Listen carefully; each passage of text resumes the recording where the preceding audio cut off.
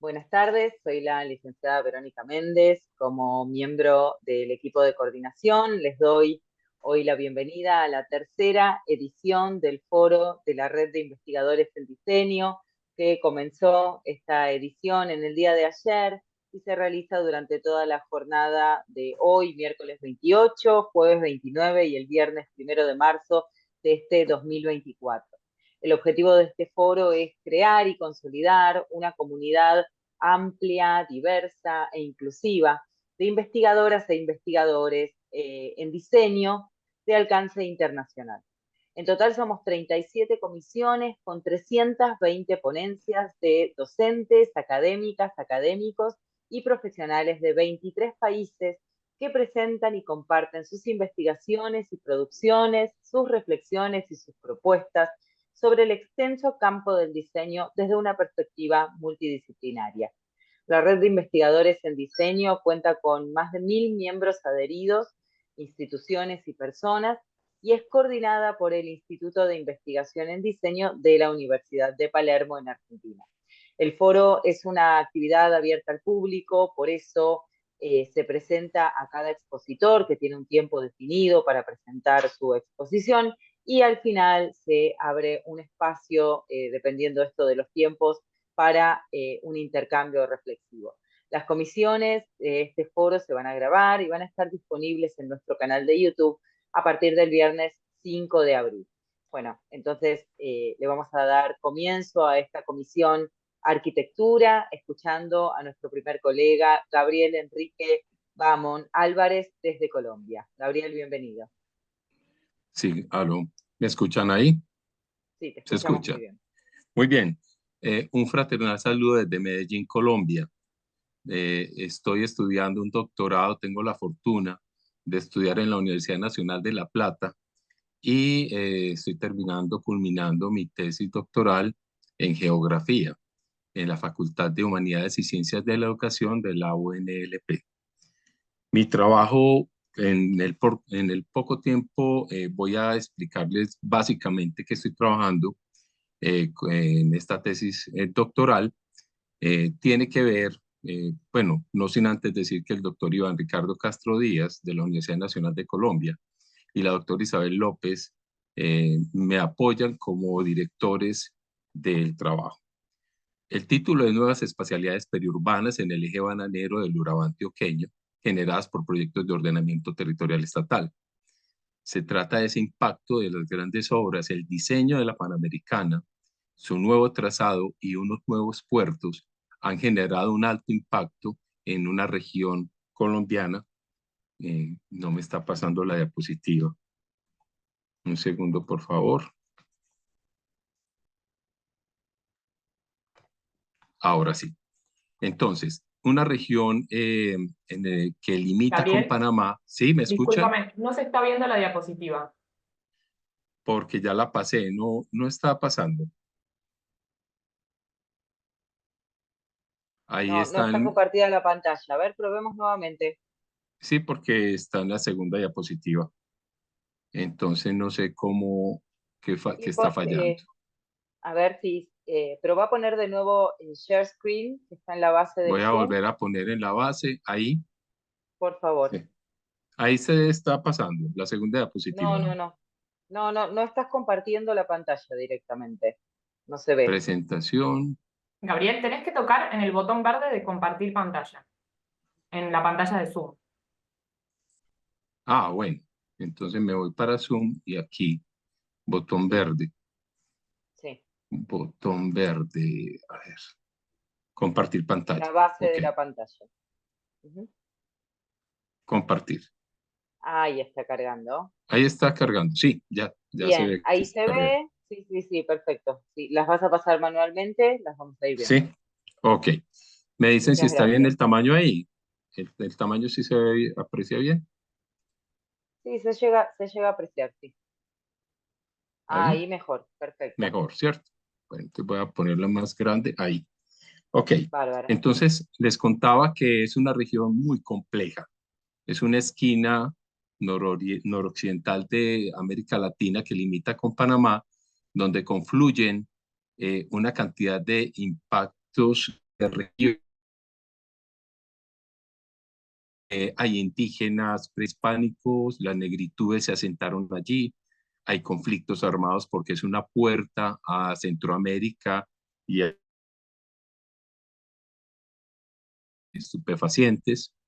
Es un enclave bananero, ya con 50 años de consolidación y un gran flujo de inmigrantes de Haití, de Cuba, de Venezuela, de África, que quieren buscar el sueño americano a través de las selvas del Tapón del Darién.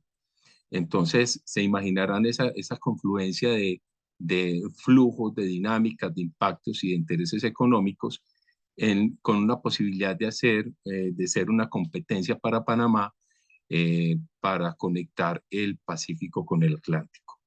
Todo este sector en el extremo del departamento de Antioquia o provincia de Antioquia, como llamarían en otros países, pues hace que haya un alto interés de la nación por un desarrollo territorial y por implementar allí grandes apoyos económicos a las empresas que se han ido asentando allí, especialmente de tipo internacional. Entonces, las bananeras son miles y miles de hectáreas dedicadas al banano, cultivos de teca, de palma, y la posibilidad de conectar las tres Américas se ha visto frenada porque falta una pequeña porción justamente en este territorio. La Panamericana se ha trazado, se está construyendo y prácticamente de Alaska hasta Chile y Argentina ya estamos comunicados, salvo en este sector, por todas estas complicaciones ambientales, sociales, económicas, políticas, culturales que se mezclan en este enclave de multinacionales del banano y que han generado dificultades también porque es una selva bastante compleja, tropical para atravesar. Sin embargo, la gente migra y hace unos corredores de migración hacia el norte, exponiendo sus vidas. En este trabajo, la idea es aportar al debate conceptual en torno a todas esas transformaciones que se generan tanto ambientalmente como físico-espacialmente, pero especialmente en el impacto en la población. Una gran preocupación la que se tiene en nuestro país porque hay procesos de gentrificación.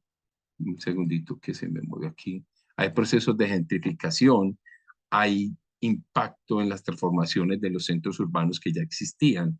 Se está modificando los espacios geográficos de manera negativa, todo soportado en un gran interés que tiene el gobierno estatal central por fortalecer en la región como plataforma económica del país. Se manejan muchas variables en este trabajo. Brevemente les cuento que hay una comunicación directa con las entes y los sectores, todos los sectores que intervienen en los procesos de ordenamiento territorial.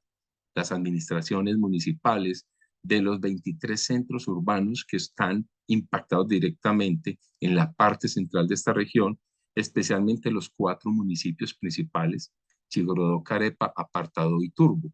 Entonces, la Panamericana se trazó de una manera lineal, corrigiendo el trazado de la antigua vía del mar y se conecta directamente las ciudades del centro de nuestro país con esta región, recortando muchísimo el tiempo de desplazamiento hacia el mar y lo más importante, conectando con los 3 nuevos centros portuarios que se van a concentrar en el Golfo de Urabá para comunicar nuestros productos del país para que sea una puerta de intercambio con muchos países hacia el Caribe. Y probablemente, y seguro que va a ser así, van a conectar con el Pacífico por el Darién. Entonces, esa vía panamericana atraviesa estos centros urbanos y está transformando radicalmente la forma de vida de la población. Está desplazando hacia las periferias urbanas a la población que antes estaba consolidando unas tramas urbanas que en medio de esa dependencia de las empresas bananeras que se convirtieron en el enclave de la región, empiezan a ser desplazadas hacia los bordes urbanos, generando unas nuevas periferias, unas nuevas espacialidades suburbanas y rurales, y destinando al lado y lado de esa vía panamericana todos los suelos en un incremento impresionante de precios a equipamientos de servicios, a zonas francas, a comercio, fábricas, centros comerciales. Ya hay 5 universidades, por ejemplo, en la ciudad principal, que es Apartado, y se empieza a transformar radicalmente, a enfatizar el problema de la legalidad contra la ilegalidad, de la migración, del desplazamiento, pero sobre todo de una nueva economía que está manejada desde Bogotá, donde no se ha considerado como debe ser el impacto en las localidades. Esas espacialidades urbanas que se habían configurado se están rompiendo y generando unas nuevas tramas urbanas. Son en total 21 asentamientos entre municipios y sus áreas urbanas, las cabeceras urbanas de 4 grandes municipios, pero entre ellas hay una cantidad de corregimientos que llamamos acá, que es una escala, una jerarquía menor de asentamiento, pero que poco a poco se están consolidando, generando un fenómeno de conurbación entre ellas. Es así como en pocos años vamos a ver que se va a conformar una gran área metropolitana lineal al lado y lado de la Panamericana y de una manera acelerada, generando un alto impacto, repito, en el tema ambiental, en el tema social, en el tema económico, en el tema cultural. Este es un ejemplo del impacto que la vía panamericana está teniendo en la ciudad principal del eje bananero. Tiene 11 municipios. Esos municipios, 4 cabeceras se están conurbando. Este es Apartado, que es la más importante del Urabá en estos momentos. Antes lo fue Tubí, pero ya ha perdido su liderazgo. Entonces, la configuración normal que venía dándose en estos centros urbanos era a lo largo del río, como vemos en la imagen, y ahora ya se está presentando o formando una cruz a lo largo de la nueva vía panamericana.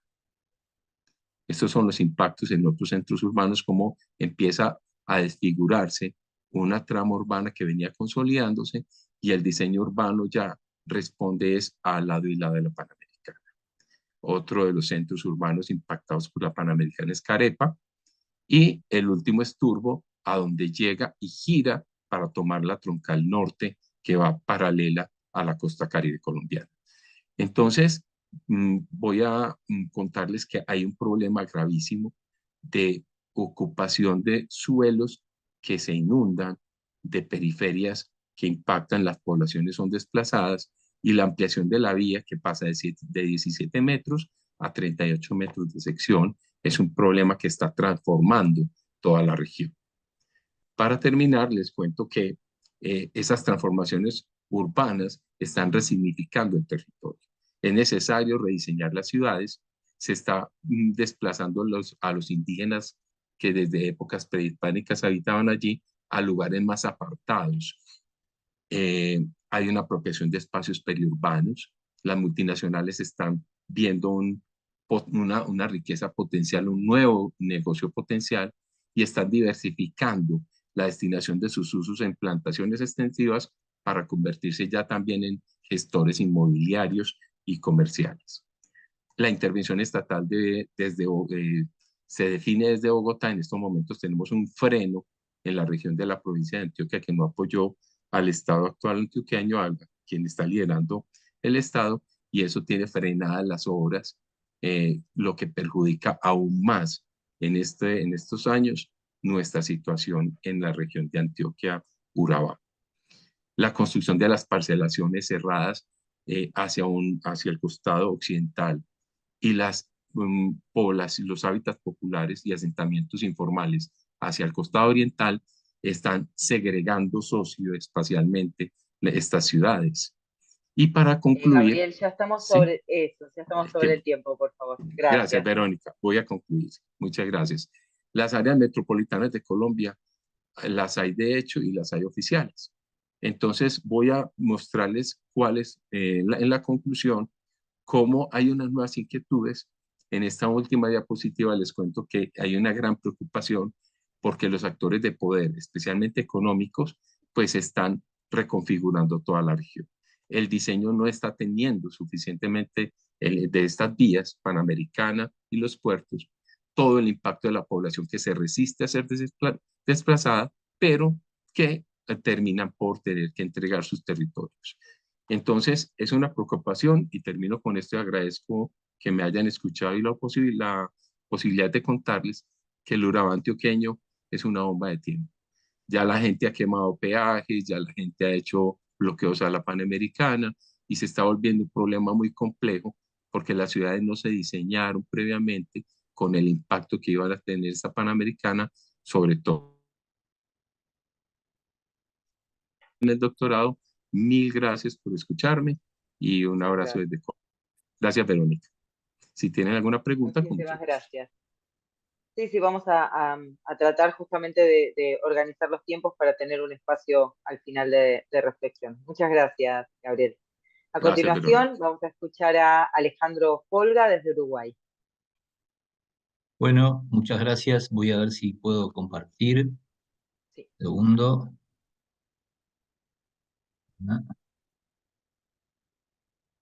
Me dicen cuando se vea la presentación.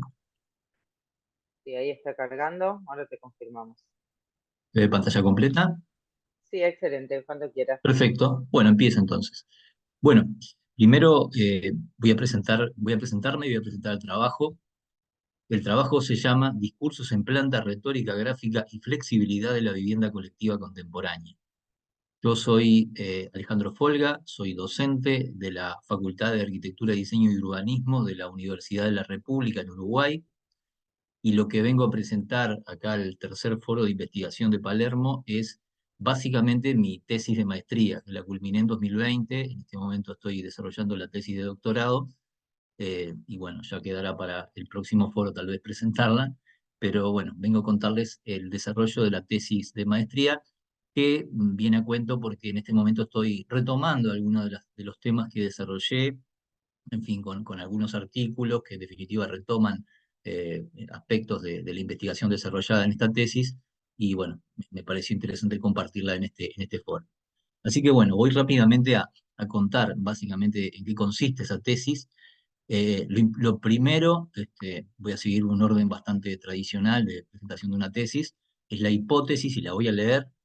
Esta tesis sostiene que la manera de dibujar las plantas, los dibujos en planta, en los proyectos de vivienda colectiva analizados, tiene una relación directa con algunos conceptos propios de las modalidades de flexibilidad aplicadas en las propuestas. En segundo lugar, se afirma que los gráficos elaborados por los arquitectos proyectistas para comunicar estos conceptos de flexibilidad se valen de recursos retóricos y argumentativos que permiten que sean analizados como un discurso gráfico. En resumen, la tesis que yo desarrollé tenía que ver con la flexibilidad de la vivienda colectiva, como está en el título, y con la idea de retórica, con la retórica clásica, y también las nuevas retóricas del siglo XX que amplían los conceptos retóricos hacia la imagen, con esa idea de retórica para analizar dibujos, para analizar gráficos realizados por arquitectos. Básicamente, gráficos en planta, dibujos en planta, que yo en la tesis argumento que son los dibujos más adecuados para explicar conceptos de flexibilidad. Y esa es básicamente lo que voy a contar un poco acá. En definitiva, bueno, no voy a leer todos los objetivos porque esto se vuelve aburrido, los pueden ver ahí en definitiva, pero bueno, la tesis tenía que ver con un tema de representación, vamos a decir, de representación gráfica, tenía que ver con un tema de proyecto, también de proyecto arquitectónico y con una temática específica del proyecto que es la vivienda y la vivienda colectiva, y en particular la flexibilidad de la vivienda colectiva. Y bueno, y eso implicó estudiar una serie de proyectos contemporáneos, vinculados a la contemporaneidad fundamentalmente, de vivienda colectiva, y estudiar y analizar específicamente sus plantas. ¿Está bien?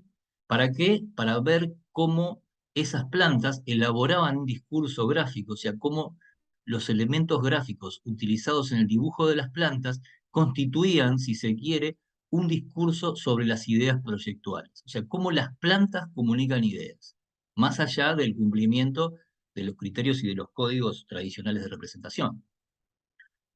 El marco teórico, bueno, implicó el estudio de una bibliografía bastante amplia, mucha bibliografía sobre vivienda, mucha bibliografía sobre flexibilidad, que hay mucha, y por otro lado, obviamente, el estudio de la retórica. Acá hay algunas de las obras consultadas, particularmente este manual que está acá de País Mortara Garabelli, es un manual de retórica, en fin, la retórica de Aristóteles, y también algunas obras de retórica más contemporánea y sobre todo vinculada a la imagen, ¿no? Que es digamos, un discurso propio del siglo XX. En definitiva, los elementos de la retórica, que son el orador, el discurso, el auditorio, los géneros de la retórica, el judicial, el epidíctico, el deliberativo, las operaciones o etapas de elaboración de un discurso retórico, la inventio, la dispositio, la elocutio, podían llevarse o aplicarse al estudio de las imágenes, ¿no? Esto ya se ha hecho en la publicidad, por ejemplo, y lo que yo pretendía hacer en la tesis, lo que hice en la tesis, mejor dicho, fue desarrollé esa metodología al estudio de las plantas realizadas para presentar proyectos arquitectónicos. ¿Ah?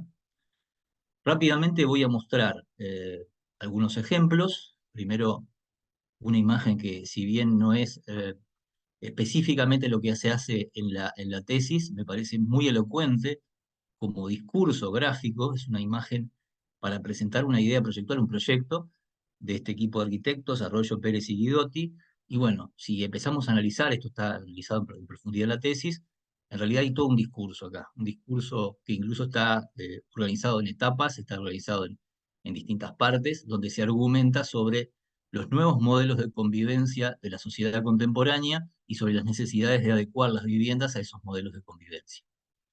Lo importante, en definitiva, era esa idea, esa relación, perdón, entre la planta y el discurso. Para eso yo lo que hice fue elegir una serie de plantas que son discursivas, o sea, no son plantas muy tradicionales, muy simples, sino que plantean algún recurso, como el uso del color que aparece por acá, el uso de determinada iconografía, la utilización de rótulos y textos, en fin, elementos que pueden considerarse discursivos. Para eso lo que tuve que hacer en la tesis fue estudiar distintas modalidades, yo le llamo modalidades de flexibilidad, o sea, no es lo mismo una planta transformable, una planta que tiene, por ejemplo, paneles que se mueven y que pueden cambiar de la noche a la mañana, que una planta neutra, que en definitiva es una planta generada por módulos, por espacios que en definitiva pueden servir para cualquier cosa. Entonces, lo que yo hice fue definir 6 modalidades distintas de flexibilidad, 6 tipos de discursos, de alguna manera, los ilustré, o sea, elegí algunos proyectos que se adecuaban, que de alguna manera seguían esas ideas de cada una de las modalidades, y generé lo que podemos decir un catálogo de discursos en planta de distintas modalidades de vivienda flexible. ¿Tá? Acá tienen, bueno, alguna bibliografía estudiada y dos conceptos manejados por los distintos autores. O sea, se van repitiendo algunos conceptos y eso me permitió generar las 6 categorías, que ya son manejadas por otras, bueno, pero en definitiva en la tesis se hace como una actualización y como una elección de esos conceptos, ¿no? Bueno, y voy a pasar muy rápidamente por por las 6 categorías, perdón. La primera, que está desarrollada en el capítulo 5, es la planta transformable, que básicamente, ya lo adelanté, son plantas que permiten una transformación instantánea de la noche a la mañana y que muchas veces los discursos se elaboran de esta manera, generando secuencias donde se ve el antes y el después o distintas posibilidades, ¿no? La planta evolutiva es como lo mismo, pero es una evolución que se desarrolla en el tiempo, no es de la noche a la mañana, sino que, por ejemplo, se produce en un proceso y generalmente las transformaciones son irreversibles. Y eso, por ejemplo, se ve en esta vivienda que va creciendo, va ganando espacios, ¿no? La planta versátil también adelanté algo, pero la planta versátil es esa planta que puede tener distintas organizaciones y tiene que ver también, a veces se le llama flexibilidad inicial, porque tiene que ver con decisiones que se toman al comienzo, al inicio de la construcción de la obra y que en definitiva permiten una flexibilidad que se da en esa etapa, ¿no? La planta neutra, bueno, básicamente son espacios que pueden servir casi para cualquier cosa, no para cualquier cosa, pero bueno, están abiertos, están indeterminados, podrían ser estares, dormitorios, en fin. Y eso genera un tipo de flexibilidad que es muy distinta porque no hay cosas que se mueven, no se transforman, pero sí permite ser utilizada de distintas maneras, ¿no?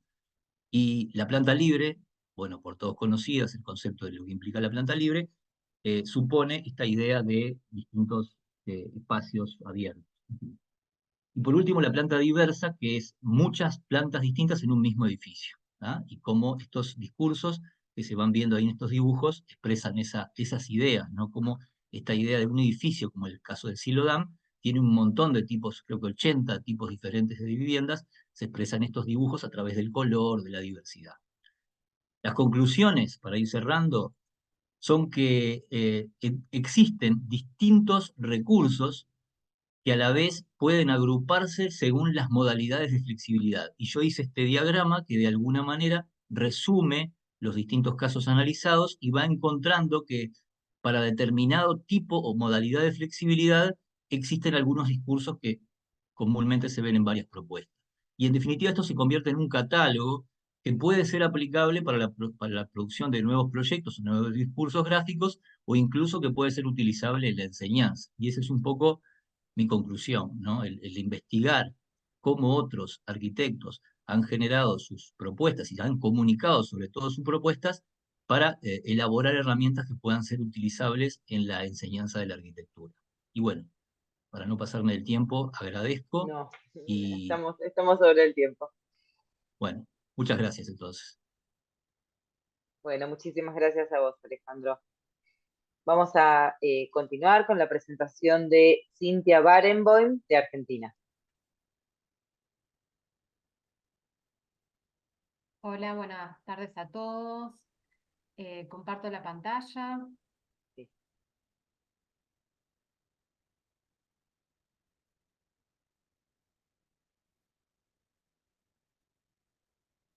¿Se ve bien la presentación? Sí, ahí se ve y en pantalla completa. Cuando quieras comenzar, yo si querés te levanto la manito cuando estés cerca del tiempo, así no tengo que Bien. interrumpir. Bueno, lo que voy a presentar ahora es parte de un trabajo mayor que tiene que ver con la ocupación de suelo territorial y el mercado inmobiliario en el corredor noroeste, es decir, en las localidades de Funes y Roldán, en el área metropolitana Rosario. Lo que se presenta hoy es como un pantallazo general de ese crecimiento, haciendo foco en la tipología de condominios, ¿sí? Bueno, este corredor, como mencionamos, es el de mayor crecimiento demográfico y constructivo del área metropolitana Rosario. Es el que pueden ver acá en el círculo rojo.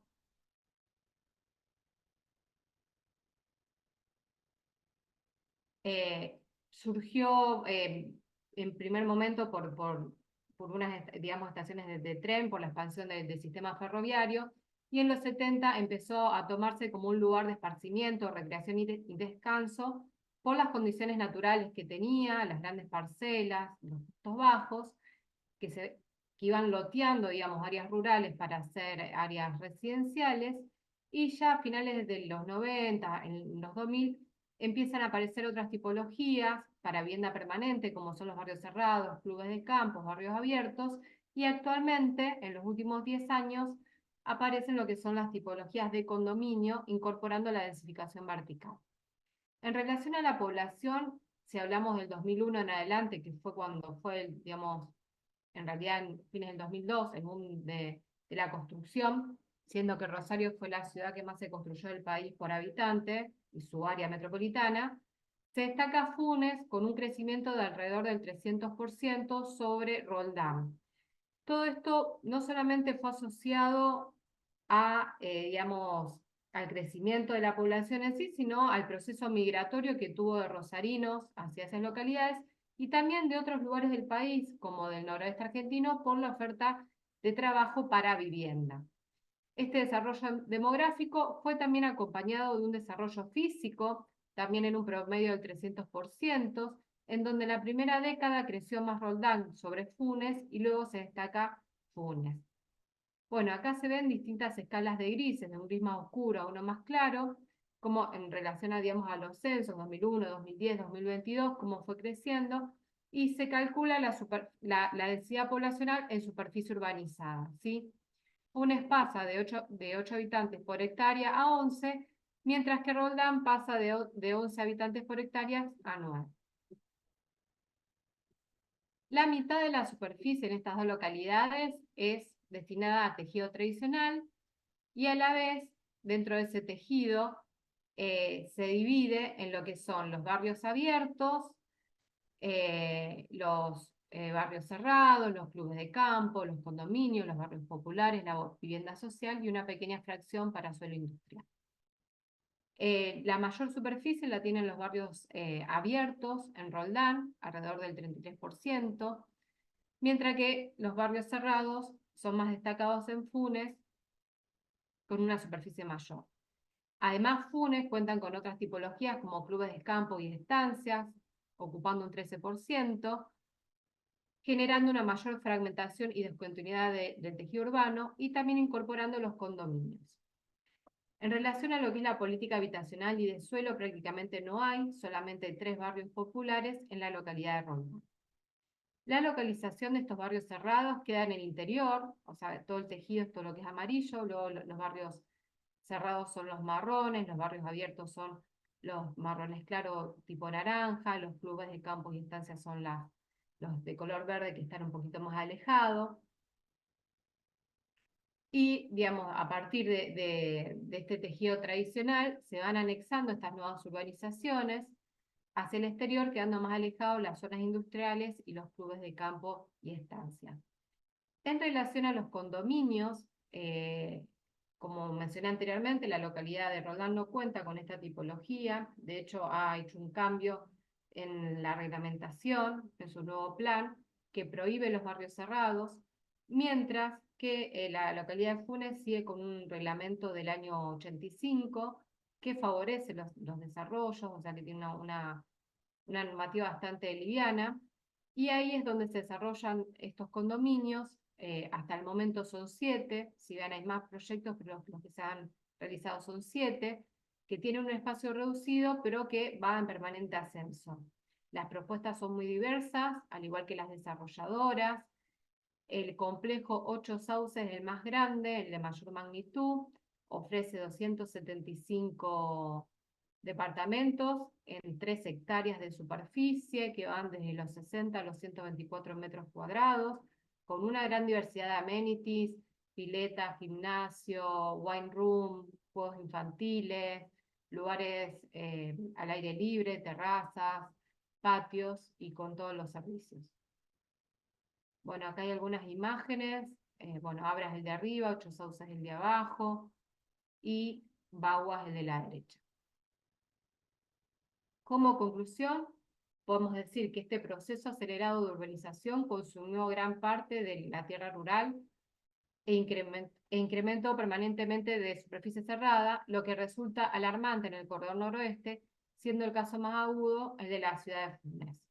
La mayor producción del sector privado fue orientado a los sectores medios y altos, es decir, a los que no necesitaban financiamiento, no habiendo prácticamente intervención estatal para viviendas.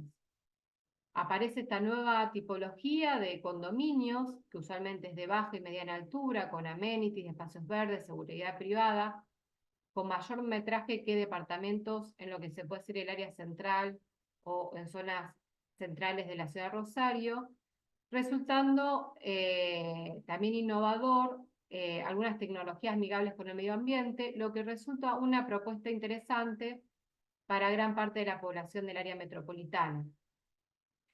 A la vez, resulta de gran importancia que el Estado local y provincial guíen este proceso de desarrollo en sus múltiples dimensiones, tanto sea social, física, económica como ambientalmente, ya que no hay una planificación territorial, no tenemos una ley provincial de suelo en Santa Fe, si bien hubo propuestas pero todavía no está aprobada ninguna, tampoco hay una normativa metropolitana, y a la vez estas localidades, bueno, Funes tiene una normativa bastante antigua, y bueno, Roldán, si bien la ha actualizado, no hay una política a nivel, digamos, territorial.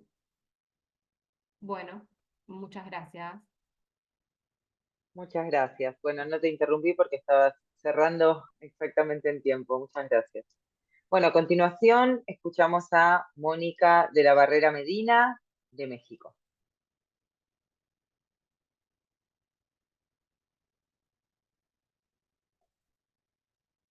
Gracias. Buen día. ¿Se escucha? Buen día. Sí, se escucha perfecto. Gracias. Gracias. Bien, pues mi presentación es un proyecto nuevo que inicia prácticamente en este 2024. Se llama Accesibilidad y Diseño Universal en la Universidad. Es una mirada en atención a las necesidades de diseño para las personas con discapacidad en la universidad. Y ven, este proyecto pues va a permitir visualizar problemáticas de diseño, ya sea de diseño espacial, arquitectura o interiorismo, diseño de mobiliario o de comunicación visual, en el caso del diseño gráfico o industrial, o del diseño urbano. Aquí vale la pena resaltar que, bueno, tras la pandemia derivada del COVID, todos aprendimos a ejecutar ciertas funciones a distancia y de alguna forma con un desplazamiento reducido y movilidad. Y buena parte nos adaptamos, pero muchos otros volvieron a sus condicionantes, como es el caso de las personas con discapacidad y con limitaciones permanentes, que particularmente en las universidades son una asignatura pendiente. Nosotros tenemos de las referencias de Papanek y de Mays desde 77 y 97, donde ellos postularon que los diseñadores teníamos esta alta responsabilidad de atender el diseño para las personas desde el diseño universal, que también es conocido como el diseño para todos o el diseño inclusivo. Entonces, bueno, pues esta investigación procura trabajar en pro de todo este diseño con enfoques mucho más empáticos.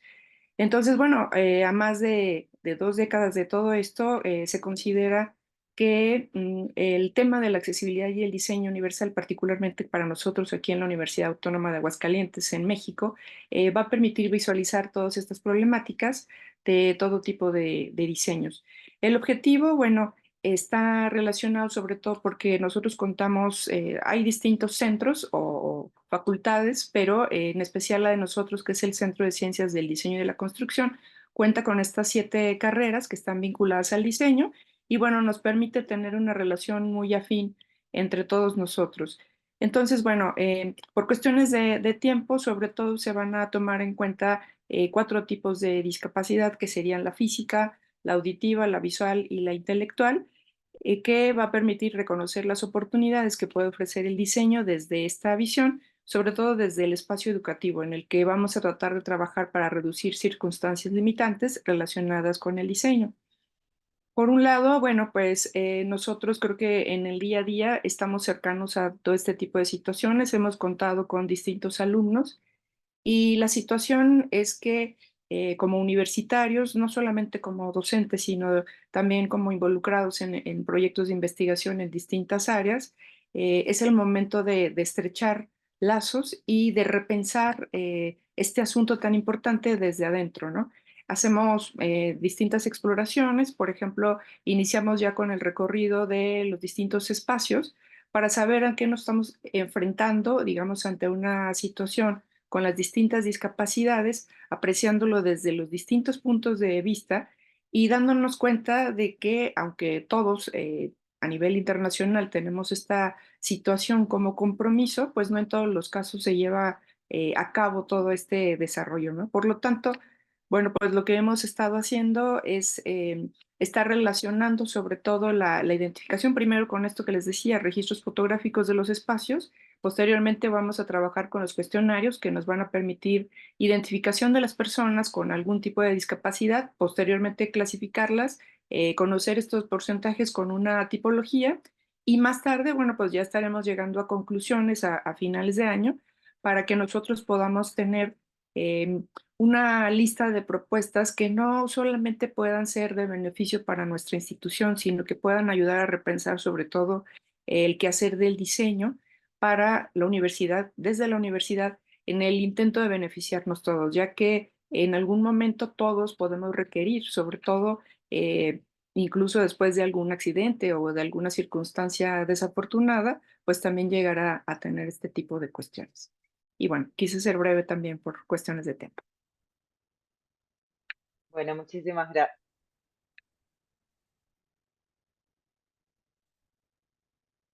Bueno, muchas gracias entonces. Vamos a continuar con la exposición de Claudia Ramos de Argentina.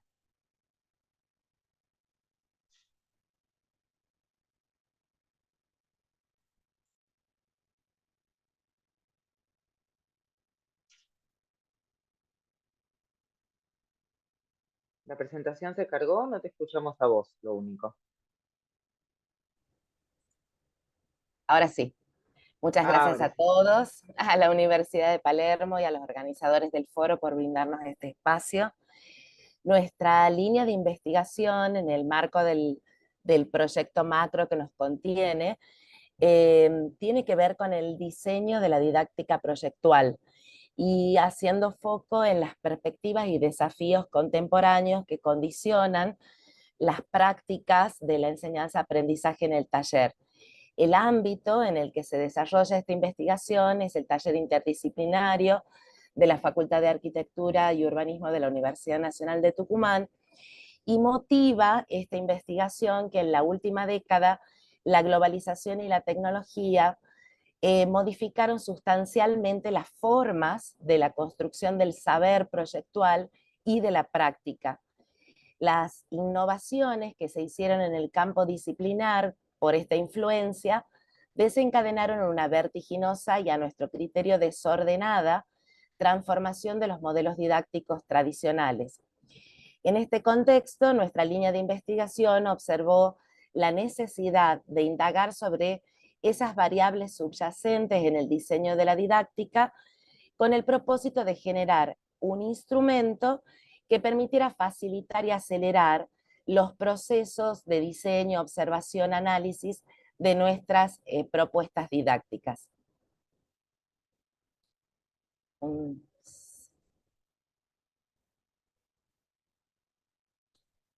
segundito que no me está permitiendo avanzar. Ahí estamos. Las observaciones se hicieron sobre experiencias didácticas que van desde el año 2019 al 2023, con la particularidad que el año 2020 y este confinamiento obligatorio nos obligó a repensar nuestras prácticas al romper con la dinámica tradicional de esa configuración del espacio taller que todos conocíamos. Entonces, a partir de esta valoración, de este quiebre, digamos, en la secuencia de nuestros diseños didácticos, empezamos a observar que el diseño de la didáctica proyectual implica o tiene como constituyente un andamiaje conceptual y operativo. Ese andamiaje en el que transcurren los procesos cognitivos y procedimentales que facilitan desde nuestro punto de vista el acceso al saber proyectual.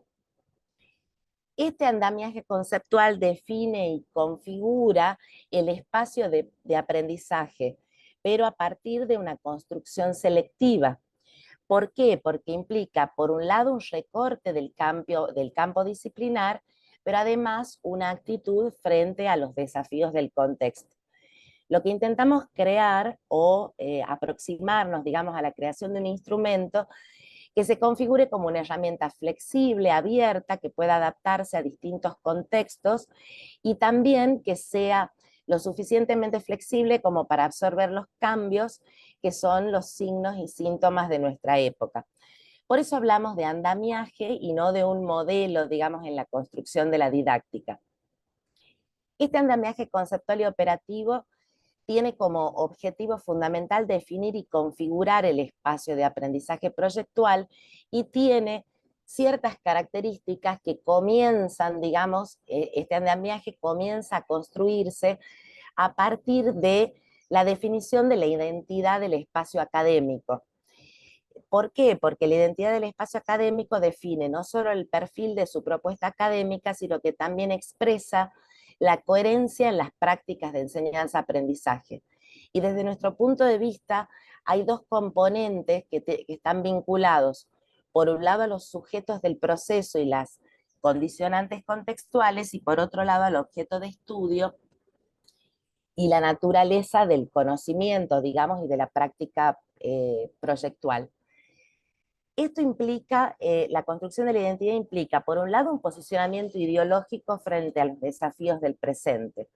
En un contexto, en un supracontexto, como lo define Alicia de Alba, que está caracterizado, esta definición es del año 2004, 20 años después estamos prácticamente en las mismas condiciones, un supracontexto caracterizado por la fractura social, cultural, económica, con pérdida de sentido, ausencias de utopías, y lo más grave es la pervivencia creciente de la pobreza y la proliferación de núcleos urbanos de profundas asimetrías.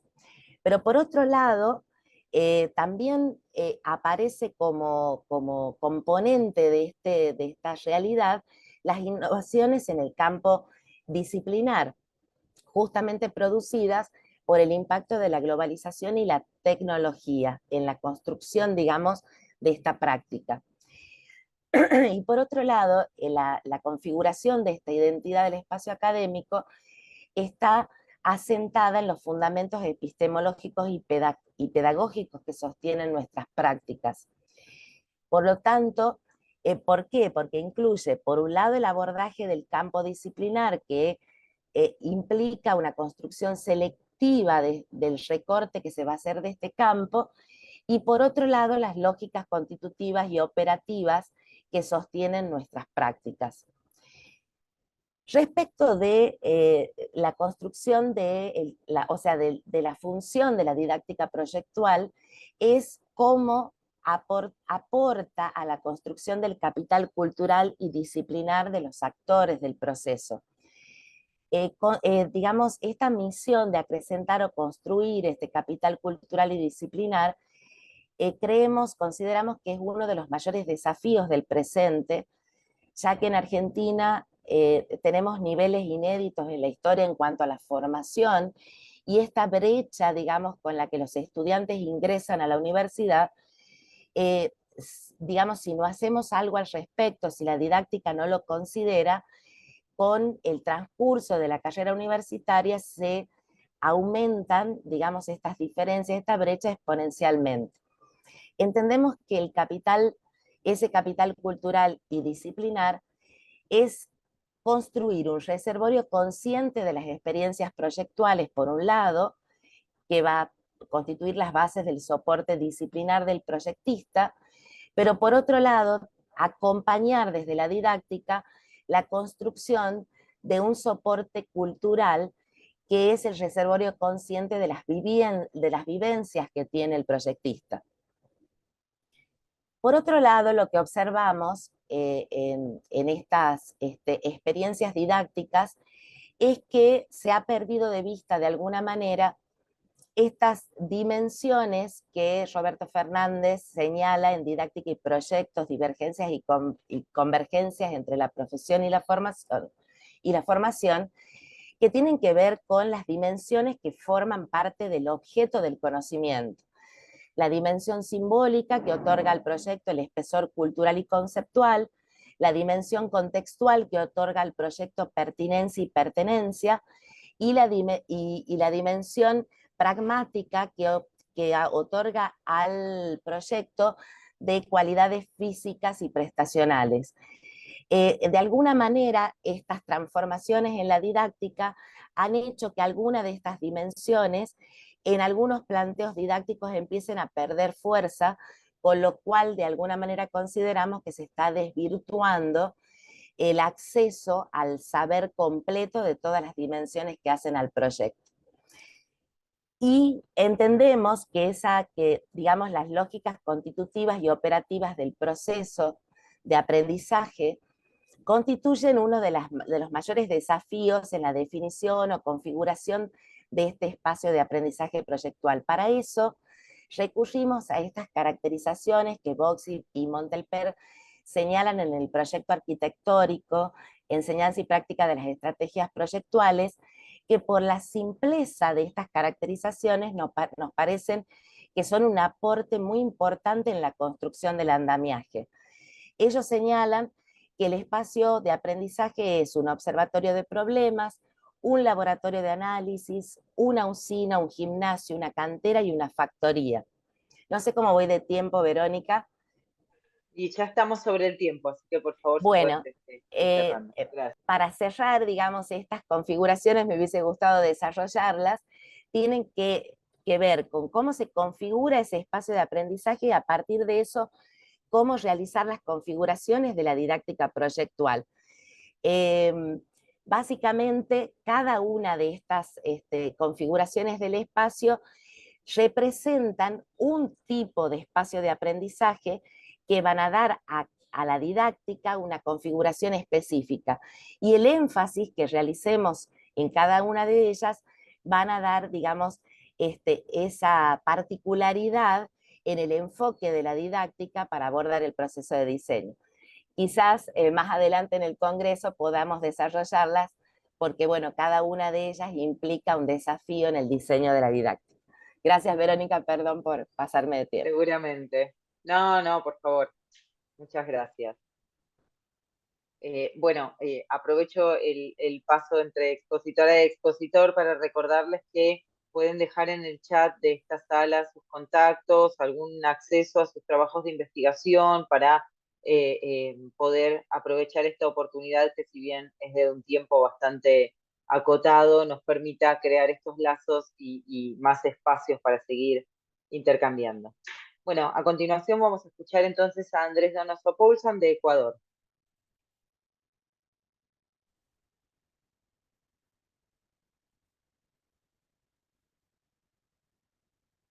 Hola, buenas. Un gusto estar aquí. Buenas tardes, Saludos a bienvenido. todos. Espero que se esté viendo la pantalla. Sí, se ve muy bien. Yo levanto la mano cuando estés cerca del tiempo, Andrés. Perfecto, muchas gracias. Muy bien, me presento pues como doctorando en diseño de la Universidad de Palermo y docente de la Universidad Católica de Santiago de Guayaquil. Eh, Desarrollando mi tesis doctoral como una arista de investigación, me saltó este pensamiento de que habían lecciones no aprendidas de arquitectura escolar en el Ecuador durante la pandemia del siglo del COVID-19. Me avisan si se pasa.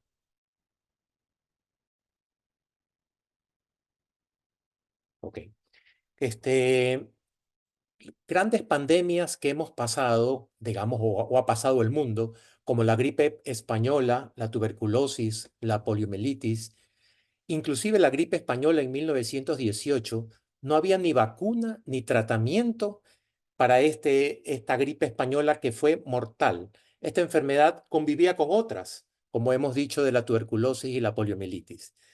Para nuestro COVID-19, hasta la aparición de las vacunas a finales del 2020, los remedios no eran otros que el uso de mascarillas y aislamiento utilizado hace ya 100 años. Es decir, la historia se repite.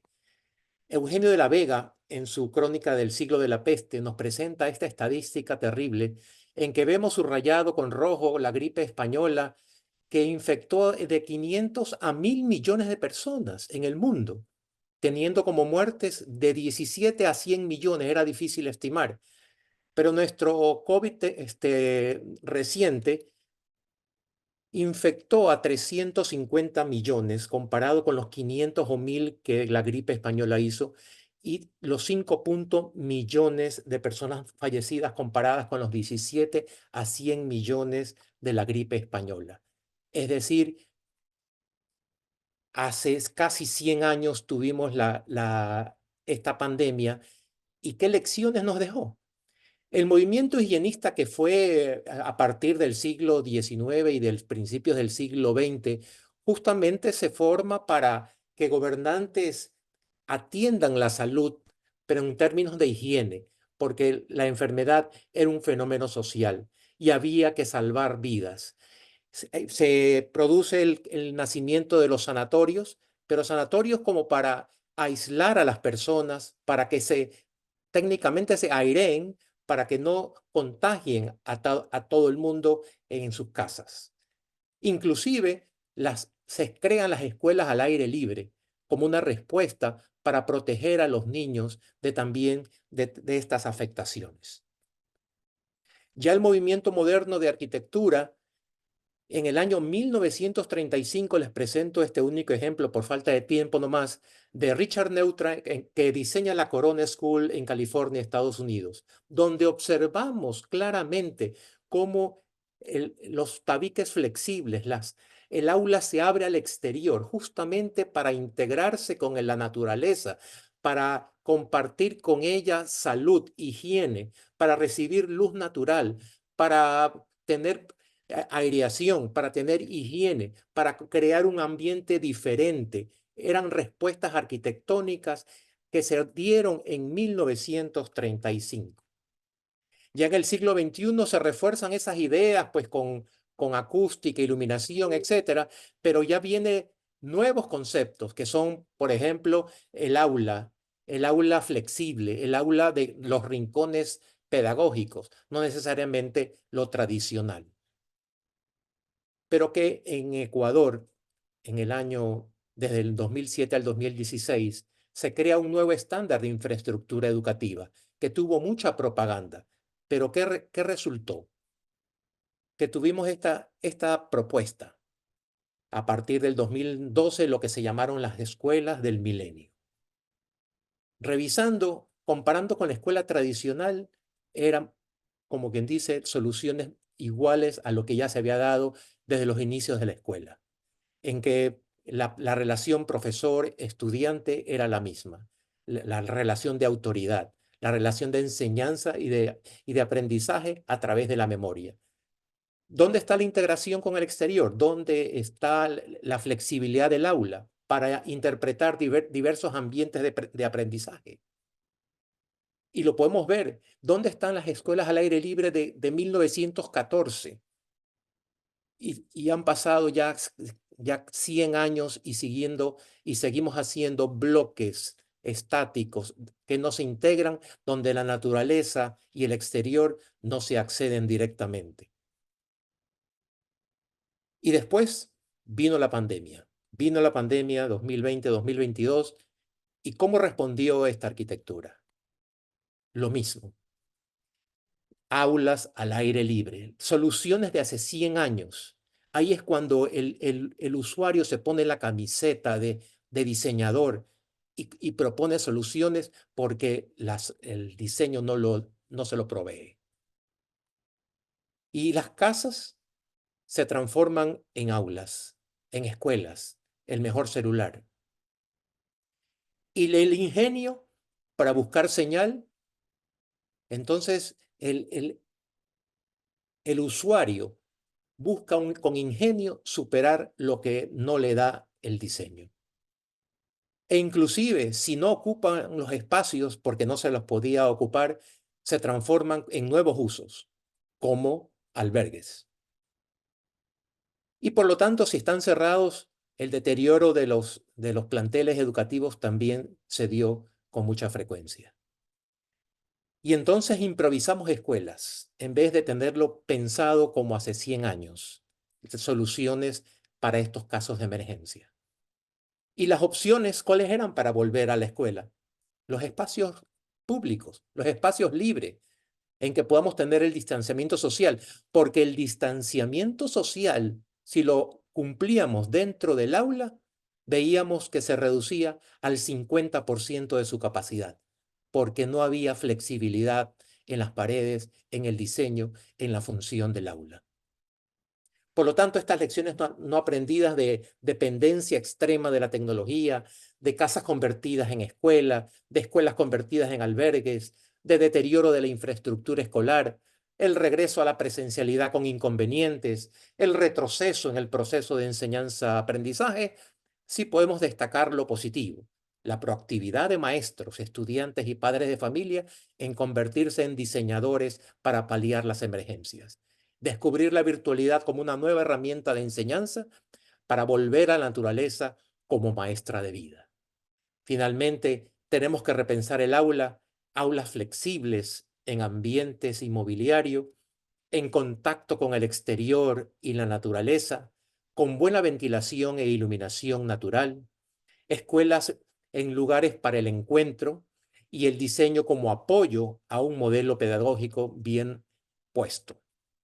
Finalmente, analizando las afectaciones de las pandemias en la vida social, el diseño no debe ser sorprendido por los usuarios en la difícil tarea de paliar las consecuencias provocadas por las epidemias. Son desafíos que no se pueden eludir. Aprendamos del pasado. Muchas gracias. Muchísimas gracias. Bueno, vamos a continuación, ahora sí, a continuación vamos a escuchar a Anabela Cislagui de Argentina.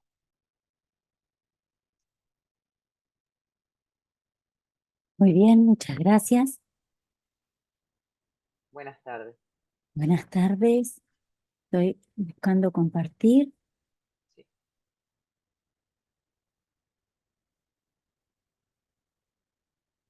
¿Se ve bien? Porque ahora yo no los veo a ustedes. Sí, ahí se ve bien y cuando estés sobre el tiempo yo levanto la manito así te pones al tanto. Gracias. Perfecto. igualmente voy a poner el cronómetro. Bien. Bueno, lo que quería compartir con ustedes, voy a hablar despacio, porque me encuentran con poca voz, es, la primera imagen refiere a lo acotado de la presentación en el resumen y está en diálogo con lo que estamos tratando de trabajar en la Cátedra de Teoría Crítica en la Facultad de Arquitectura, Diseño y Urbanismo de la Universidad Nacional del Litoral, donde soy profesora adjunta, además de en Teorías y Producciones Arquitectónicas, que es una asignatura del primer año. Teoría Crítica cierra este área sociales.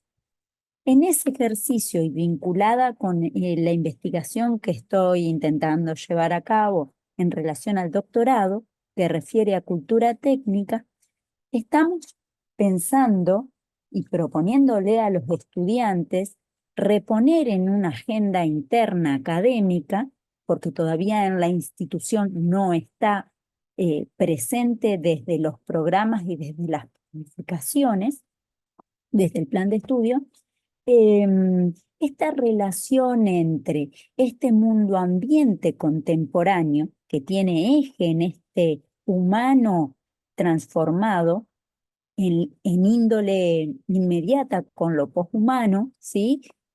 Donde bajo la idea del antropoceno adquiere una transformación de alcance global y geológico como marca, pero dentro de este universo del antropoceno, las distintas ideas de referencia que también dialogan con el capitaloceno y el tecnoceno. En particular, me interesa la relación con el tecnoceno en virtud de mi trabajo de investigación doctoral. Si bien no es mi periodo lo contemporáneo, yo estoy trabajando el quiebre entre las décadas del 50 y 60 en relación a la divulgación de esta cultura técnica, creo que ese quiebre va a dialogar de forma inmediata, ¿sí?, con estas representaciones que se van a distanciar en lo que se ha dado en llamar sur global. Entonces, en primer lugar, lo que estamos trabajando son estas ideas de referencia con autores basadas en la noción de antropoceno como esta transformación ya desvinculada de la idea de cambio que genera un impacto decisivo, ¿sí? Venimos trabajando algunos cambios a nivel de representación con los estudiantes, esto es en diálogo, en seminario, al tiempo que lo posicionamos en estas diferencias respecto al capitaloceno, que hace eje en lo económico, en diálogo con el resto de las discusiones, o, insisto, en el tecnoceno, donde el eje de lo tecnológico en relación a lo político, la biopolítica, es directa. Estos cambios han tenido algunos diálogos históricos y nosotros venimos intentando producir esos enlaces, ¿sí?, que permitan entender, comprender, analizar estos procesos y en definitiva repensarlos, repensarlos en sede proyectual, desde lo disciplinar. ¿Qué tiene la disciplina arquitectónica, en este caso, para decir respecto al tecnoceno? ¿Hay algo que nosotros podamos revisar? Sin duda que sí. Ahora, ¿cuáles son esos lugares de participación y qué es lo que podemos aportar? Hemos trabajado con ellos la idea de fragilidad. Ustedes ven desarrollada ahora en la pantalla algunos disparadores que vienen teniendo doble sede, un diálogo, ¿sí?, podríamos decir como polaridades entre la cotidianeidad, esa instancia que nos media, que hace de mediadora, y lo proyectual. ¿Cómo se comporta en la cotidianeidad esta fragilidad que implica el tecnoceno, que implica el antropoceno? ¿Y cuál es su revisión, interpretación, análisis en sede proyectual? Y así con distintos desplazamientos, urgencias, emergencias. Cada una de estas tiene un arco de estudio que se posiciona en lo que llamamos epifenómenos, tanto en una inteligencia artificial como la reconoce, como este colapso ecológico. Este documental de Netflix que tiene que ver con romper los límites nos ha colaborado mucho para explicar la idea. Una idea que es compleja, que reconoce enmarañamientos de acciones, interacciones y retroacciones, y que ese enmarañamiento en los términos de Morin, en los términos de la epistemología de la complejidad de Morin, implica dos dificultades. Algunas lógicas que tienen que ver con que lo deductivo, ¿sí?, ya no permite una explicación, tengo que apelar a otros recursos, y por el otro lado, las dificultades empíricas donde las repercusiones no son lineales. Hay una relación con la estrategia, con lo intempestivo, con lo enmarañado, que exige participar en este discurso, en este diálogo. Por el otro lado, el juego de lo espacial y temporal, por eso ese subglobal entre temporalidades y espacialidades, está siendo discutido a nivel de esta presentación que reorganiza el norte y el sur, con lo que llamamos este sistema de disparidades, divergencias, hacia dónde se derivan estas superposiciones, qué brechas organizan. En brechas nos aparece inmediatamente la idea de Svampa. Estoy muy cerca de la hora. Así que antropoceno, ¿sí?, en este nuevo tiempo en el cual lo humano se ha convertido en esa fuerza de transformación, esto muy acotado desde Svampa, y ahora la idea de tecnoceno, recuperando la idea de técnica como esta vitalización desde la de Costa, Flavia Costa, que trabaja la idea de técnica entendida no solo como un medio en sí mismo o de organización, sino más bien, y leo, se trata de, en tanto involucra procesos antropogénicos, ontológicos y epistémicos densos. Denso es una noción clave. La técnica se ubica en este ámbito de la dimensión ético-política, y particularmente estamos trabajando la dimensión cultural. Para cerrar, entiendo que estoy en tiempo, para cerrar, desde lo disciplinar, venimos revisando cuáles son las distopías y las disputas que se presentan en lo proyectual, y cómo el proyecto pertenece a este pasaje también de agente a fuerza geológica.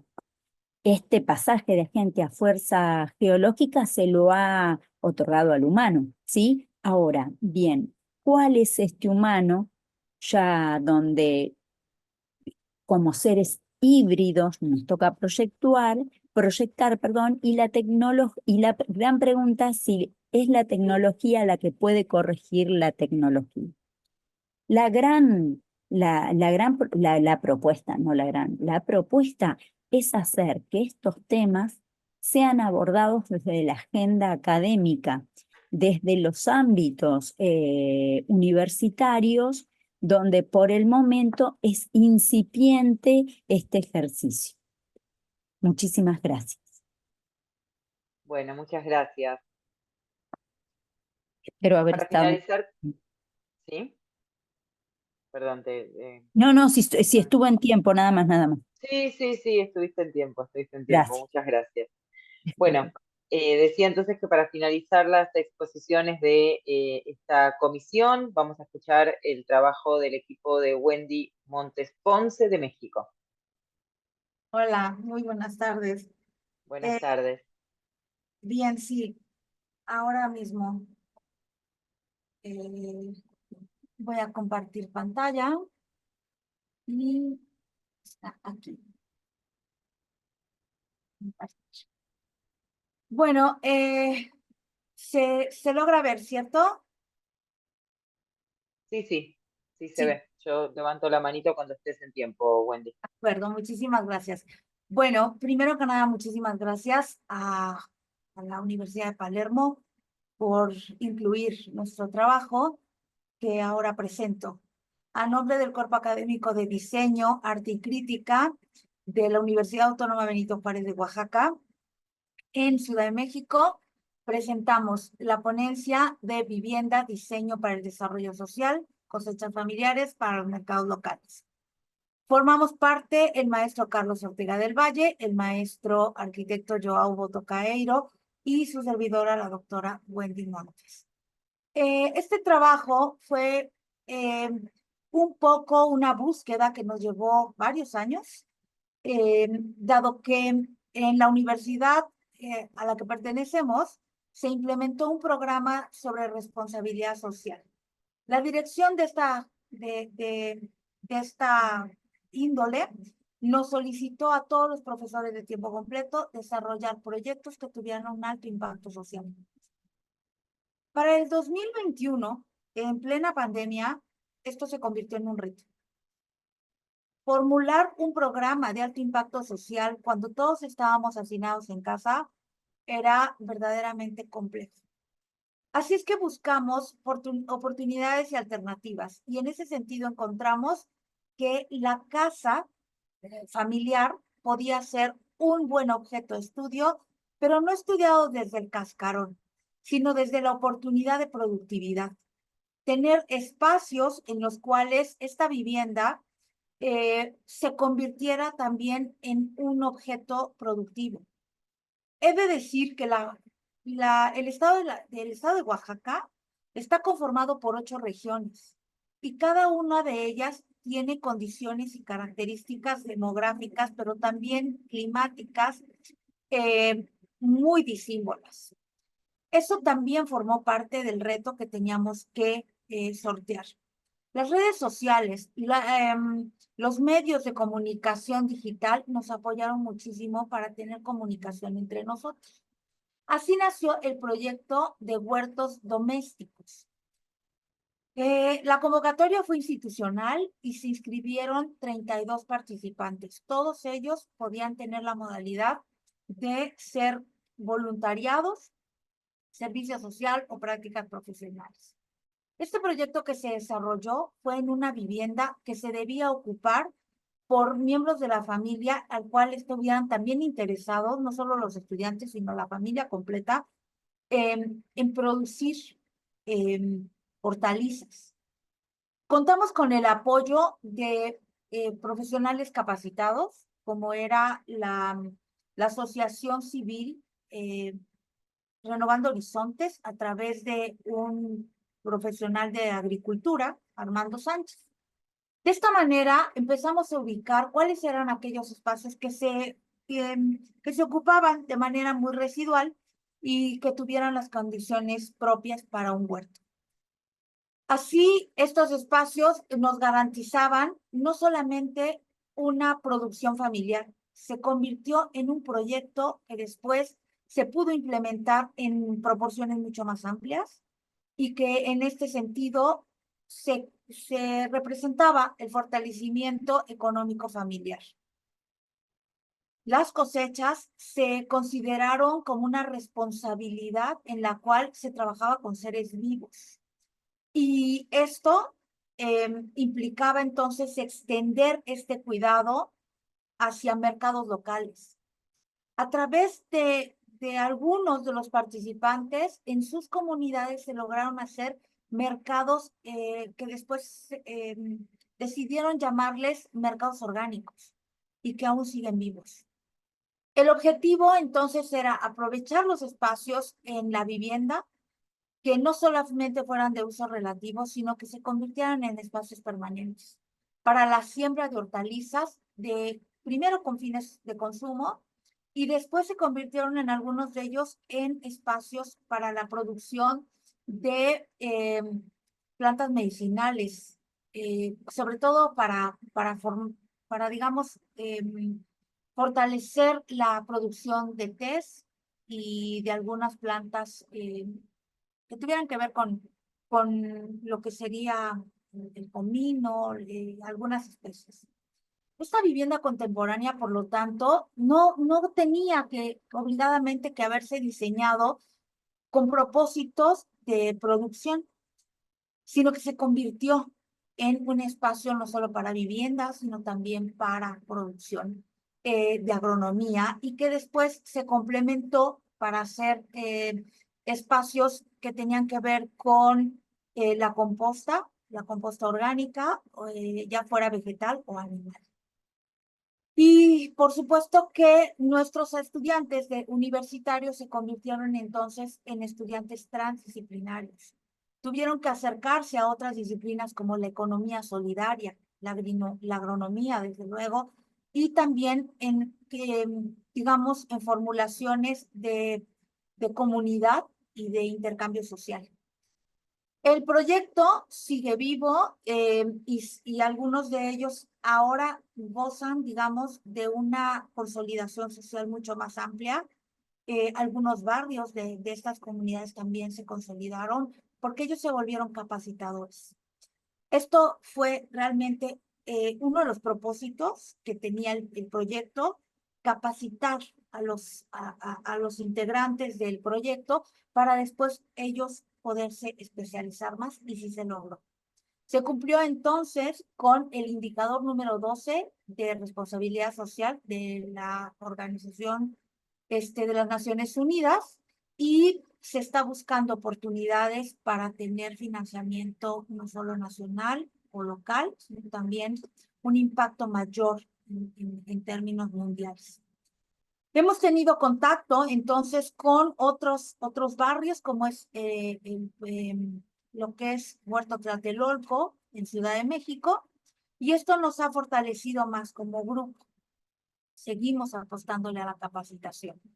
Y en ese sentido, hemos extendido el proyecto a huertos escolares y de últimas fechas a una casa hogar, que es la Casa Hogar Los Tamayos en Oaxaca, y fue un proyecto muy, no solo satisfactorio, sino que fue de mucho intercambio social a otro nivel, ya que la gente de la tercera edad también es partícipe emocional y activamente de estos proyectos. Creemos importante entonces que proyectos como estos tienen que trascender, porque el diseño está involucrado, por supuesto, y que no solamente entonces la vivienda experimentó un cambio hacia el apoyo económico de la familia, sino también se puede dar entre otros sectores. Muchísimas gracias. Bueno, muchísimas gracias. Muchas gracias a todas las expositoras y los expositores por, bueno, este compromiso con ajustarnos a este tiempo tan acotado, pero que a la vez nos permite desarrollar un espacio como este, tan diverso, tan amplio, con esta cantidad de comisiones que yo les contaba en la apertura, y solamente se puede hacer con el esfuerzo de ustedes en estas presentaciones. Bueno, como les comentaba, en este momento podemos, a partir de una breve observación que desde mi perspectiva como coordinadora académica de esta comisión les puedo dar, pero la idea es que quede un espacio pequeño que nos queda por si alguno de ustedes quisieran hacer algún comentario adicional. Por mi parte, esto que les digo, destacar en todas las exposiciones, primero la diversidad y la complejidad, ¿no?, del campo arquitectónico, y además el compromiso de investigadoras e investigadores por abordar temas relevantes y actuales en la disciplina. Se pudo observar la interdisciplinariedad, que bastante evidente en los estudios que se están dando en este momento y por sobre todo la capacidad de la arquitectura para impactar positivamente en la sociedad y en el medio ambiente. Creo que la diversidad de temas y áreas de investigación que se presentaron permiten observar esto, ¿no? Y que hay perspectivas comunes entre las exposiciones, pero que sobre todo hay una interconexión que es inherente al campo arquitectónico.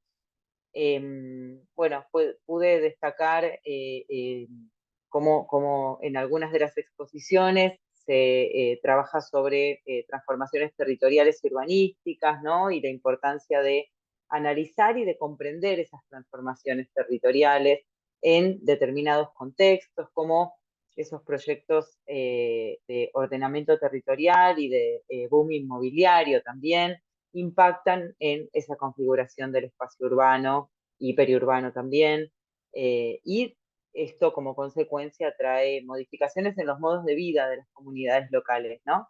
En eso creo que hubo algunos de los trabajos abordados trabajando sobre eso, flexibilidad y adaptabilidad en el diseño arquitectónico.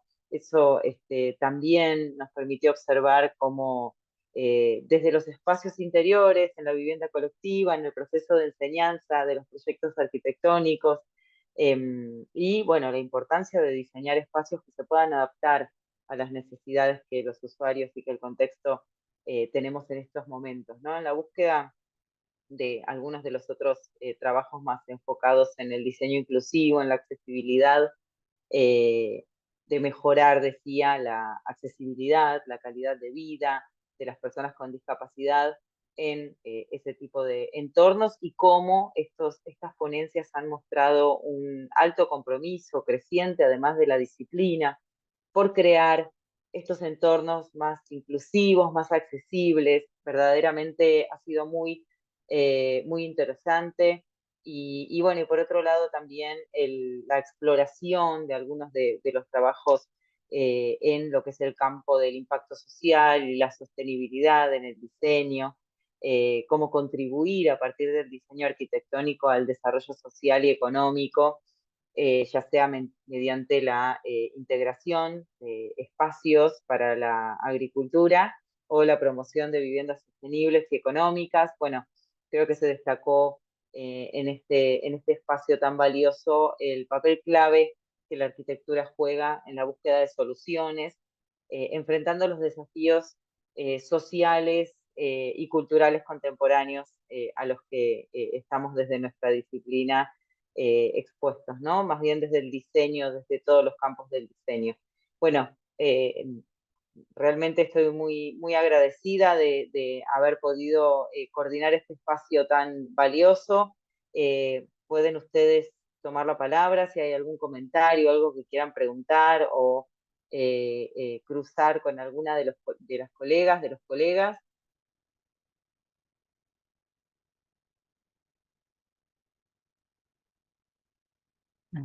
Bueno, cerramos entonces con el... A ver, dale, Anabela, sí.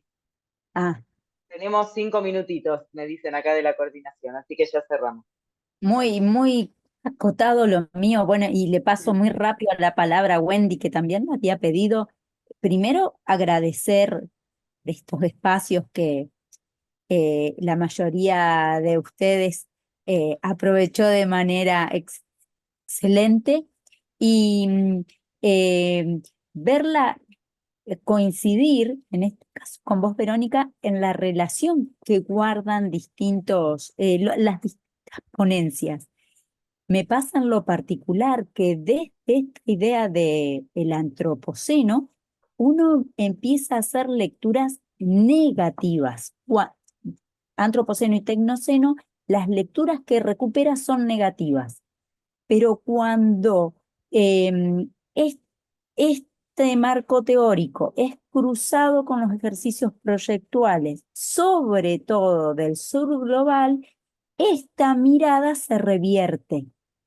Entonces, solo decir esto, ya me puse en contacto con con Claudia y Liliana, que es una de las ponentes, fueron las ponentes, Me que es alegro, muy bueno. que, Excelente. que podamos establecer algún diálogo en ese sentido, y felicitar al resto de los colegas que compartieron en esta tarde con nosotros. Gracias. Muchas gracias, muchas gracias. Bueno, y los últimos minutitos, doctora Mónica. Perdón, gracias. Pues nada, también quizá el identificar sobre todo la participación de distintos países, Colombia, Uruguay, Argentina, México, Ecuador, que permite justamente esta situación de visualizar las problemáticas diversas donde todos efectivamente estamos preocupados por esta cuestión de un beneficio, en todo caso centrado en estos usuarios, que sean distintos los usuarios, ya sea dentro de nuestra comunidad, dentro de nuestra universidad, dentro de nuestra ciudad, eh, y estas distintas disciplinas. Yo soy diseñadora, pero soy antropóloga social. Entonces, esos enlaces entre las distintas posturas, creo que para todos es de mucho beneficio porque nos permite esa visión holística para el desarrollo de nuevos proyectos. Entonces, siempre, bueno, yo he participado ya muchos años y me encanta esta distinta forma de encontrarnos, aunque sea de forma virtual, porque pues siempre es un gusto la coincidencia a distancia también. Sí, definitivamente. Bueno, muchísimas gracias por las palabras. Tenemos la sala hasta las 15:30, así que ya estamos sobre la hora. Les quiero agradecer nuevamente muchísimo y ojalá nos encontremos muy pronto en algún evento nuevamente en el que podamos compartir los avances de sus trabajos.